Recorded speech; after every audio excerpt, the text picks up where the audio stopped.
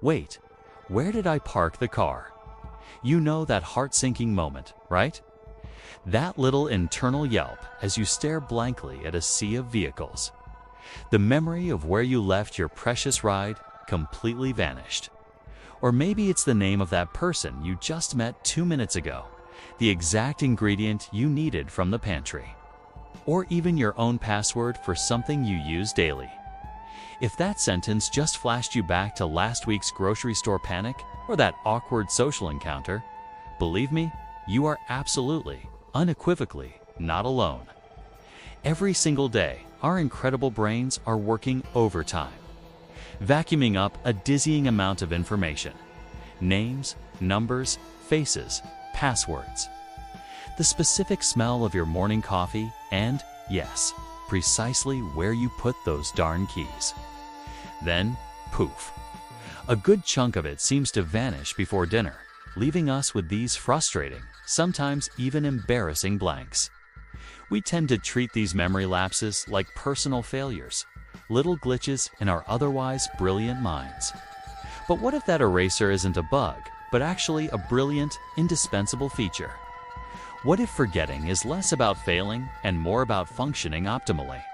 Forgetting isn't a glitch, it's the sophisticated, chi-scared operating system keeping your mind from blue screening under the sheer weight of information. It's a vital, active process, not a passive decay. Picture this all-too-common scenario. You're at a lively party, meeting 3 new, interesting people. You shake hands, smile, genuinely try to lock their names in, repeating them silently. 30 seconds later, you're smiling at buddy, or pal, or just an awkward, silent nod. It feels mortifying, doesn't it? Our immediate reaction is often to jump to the worst possible conclusions. Am I getting early dementia? Is my IQ dropping? Was it that 2 a.m. doomscroll session that fried my brain? And let's be honest, the internet doesn't exactly help. Google, with its endless depths, often fuels this fear. One quick search for "why am I so forgetful" throws back a staggering 83 million results.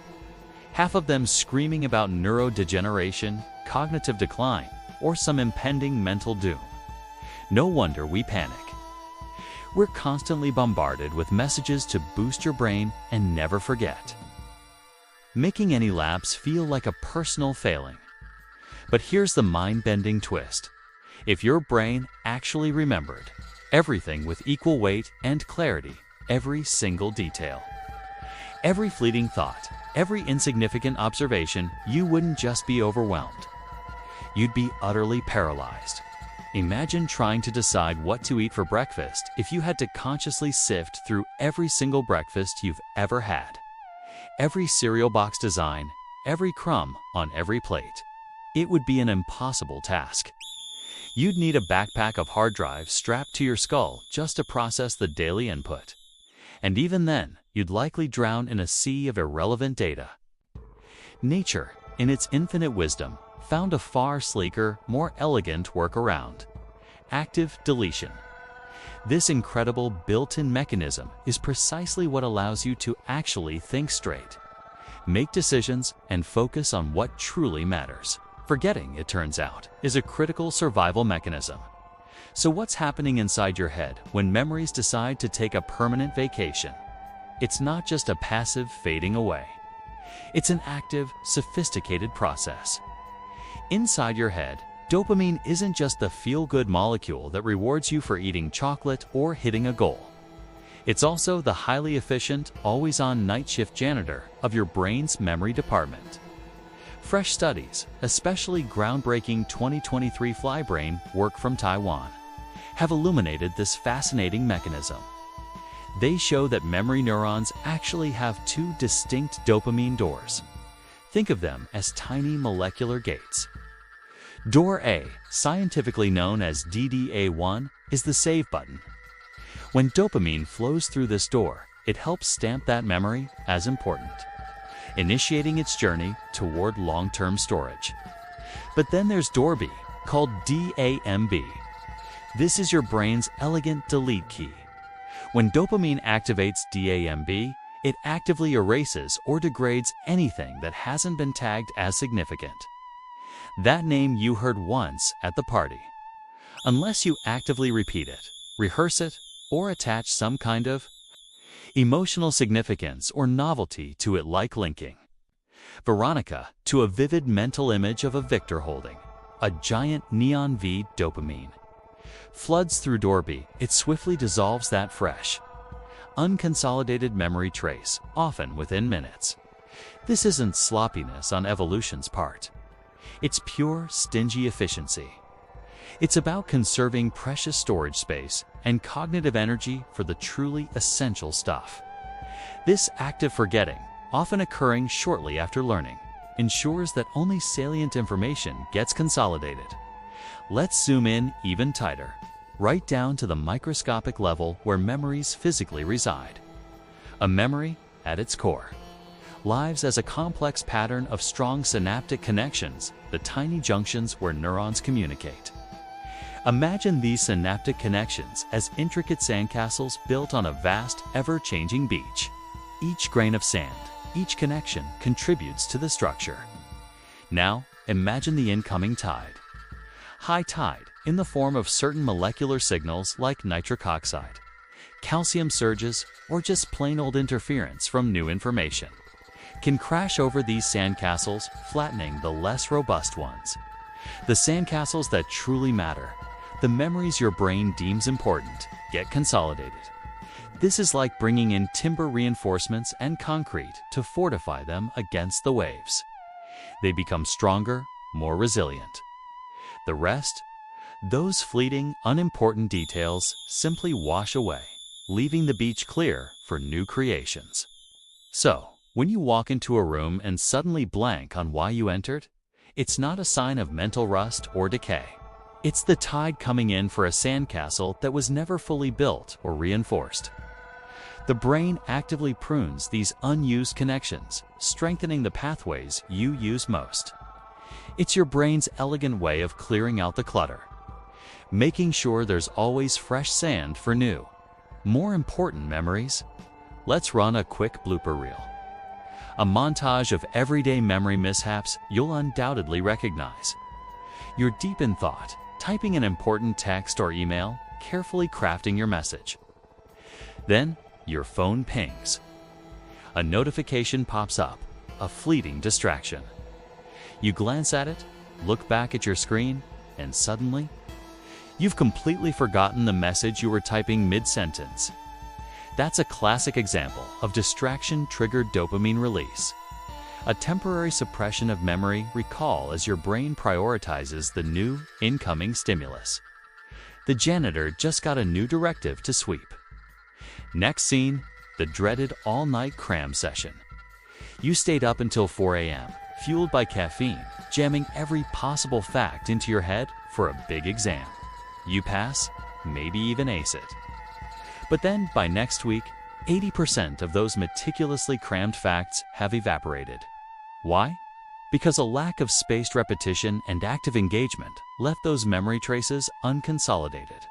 They were flimsy sandcastles built quickly, but without strong foundations. And the next tide of daily life simply washed them away. Your brain didn't have the chance to decide they were important enough to keep for the long haul. And finally, the classic. Where did I put my keys? You walk into the house, mentally planning dinner, or replaying a conversation, or checking your mail. You toss your keys somewhere on a table, a counter, maybe even a random stack of books.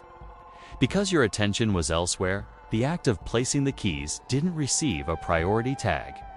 There was no conscious save command.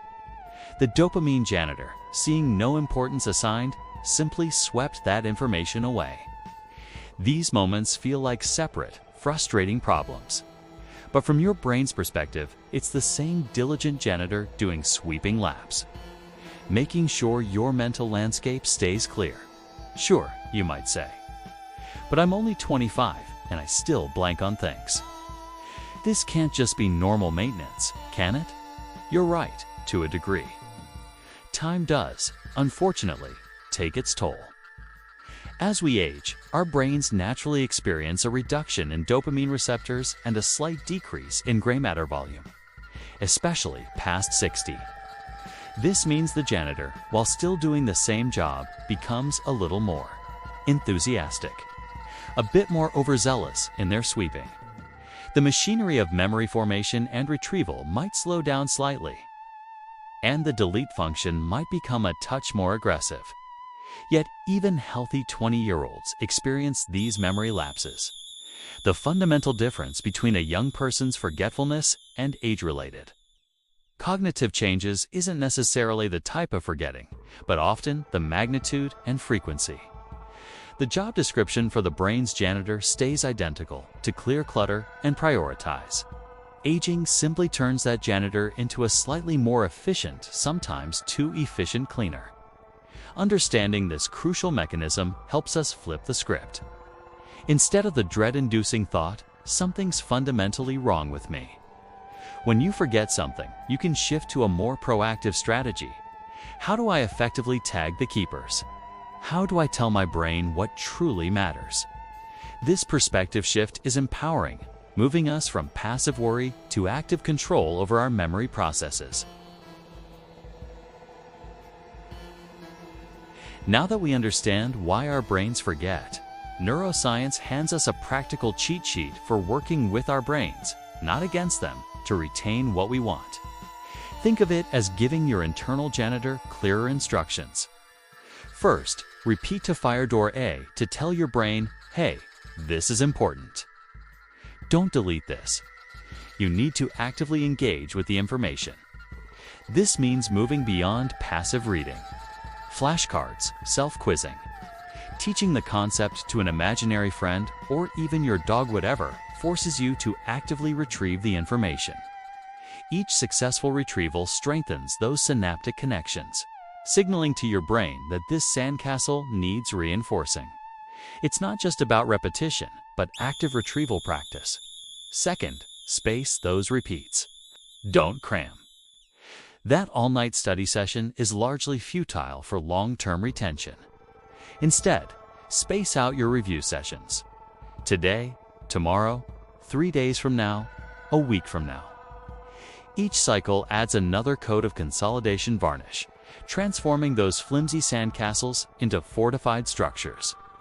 This spaced repetition is incredibly powerful because it forces your brain to work harder to retrieve the information each time, making the memory stronger and more resistant to deletion. Third, layer on emotion or novelty. Our brains are wired to pay attention to what's interesting or emotionally charged. If you need to remember the name Veronica, don't just repeat it. Link it to a vivid, perhaps slightly absurd, image. Like a victor holding a giant neon V. Or imagine her telling a hilarious story. The more unusual or emotionally resonant the association, the stronger the memory trace will be, making it less likely for dopamine to sweep it away. Our brains don't just remember facts. They remember stories. Finally, protect the playground. Your brain's hardware needs looking after for the software to run smoothly. Sleep is non-negotiable. Adequate sleep doesn't just rest your body. It's when your brain actively consolidates memories and clears out metabolic waste. It's like the janitor uses the quiet night hours to do the heavy-duty cleaning and organizing, deciding which memories get the VIP treatment for long-term storage and which can be discarded. Sleep deprivation makes the janitor sloppy and can even prioritize negative memories. Chill on sugar. Excessive added sugar and saturated fats can negatively impact your hippocampus, a critical area for memory formation. Think of it as throwing sand in the gears of your memory machinery. Omega-3 South, found abundantly in things like salmon, are vital building blocks for brain cells and support overall cognitive function.